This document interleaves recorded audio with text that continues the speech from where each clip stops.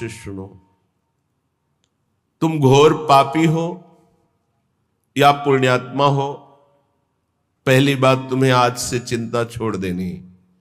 ये हम नहीं, श्रीपाद प्रबोधानंद जी महाराज कह रहे हैं। जो परम गूढ़ तत्व ब्रह्म तत्व का बोध प्राप्त किए हैं और उससे भी आगे गूढ़ तत्व प्रेम उसको प्राप्त किए हुए हैं, बड़े अद्भुत महापुरुष जो ज्ञान की चरम सीमा और प्रेम की चरम सीमा दोनों को छू रहे हैं। वो कह रहे हैं पुण्यात्मा या पापात्मा दो ही होते हैं। तुम कोई भी हो, चिंता छोड़ो। पापात्मा पुण्यवान वा, ध्यान दोगे तो निश्चिंत निर्भय निशोक हो जाओगे। ये साधना और श्रवण दोनों में अंतर है। श्रवण से जो श्री कृष्ण प्रेम प्राप्त होता है वो साधना से नहीं होता। साधना मथुरा के ब्राह्मण कर रहे हैं और श्रवण मथुरा के ब्राह्मणों की पत्नियां कर रही है। भगवत साक्षात्कार उनकी पत्नियों को होता है, अपराध बनता है उनसे, अवहेलना कर देते हैं श्री भगवान के सखाओं की, भगवान की आज्ञा की। बहुत ध्यान से समझना है। ये जो श्लोक है निहाल कर देने वाला है। आप इन्हीं में से कोई होंगे। पापात्मा पुण्यवान वा, प्रशरद अपयशाह कीर्तिमान वा। तुम्हारा बहुत यश है या बहुत निंदा हो रही है, बहुत पापी हो या पुण्यात्मा हो। महादुष्प्राप ग्रासोथ सम्राट समजड़मति सर्व विद्या निधिर्वा। तुम बहुत दरिद्र हो या बड़े वैभवशाली सम्राट हो।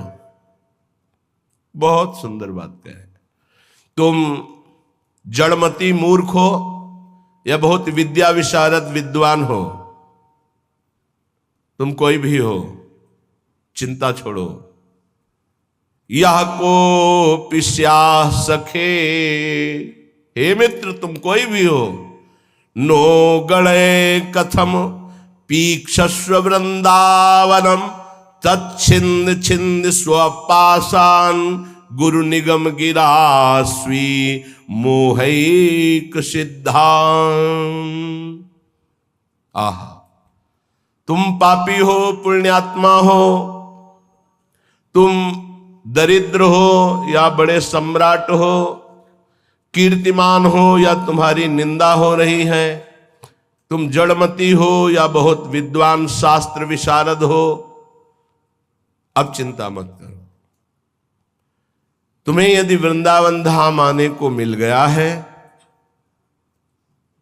और तुम्हें शास्त्र के अनुसार चलने वाले रसिक सदगुरुदेव की शरणागति मिल गई है, तो छिंद छिंद स्वापाशान, अब तुम्हारे जितने बंधन हैं सब छिन्न भिन्न हो जाएंगे, नष्ट हो जाएंगे। यहां साधन शब्द का प्रयोग नहीं किया। क्यों?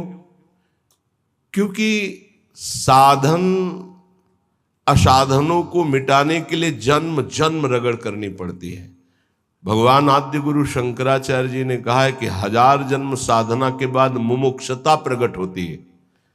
शास्त्र जन्म जब साधना हो तब मैं मुक्त होना चाहता हूं ऐसी इच्छा प्रकट होती है।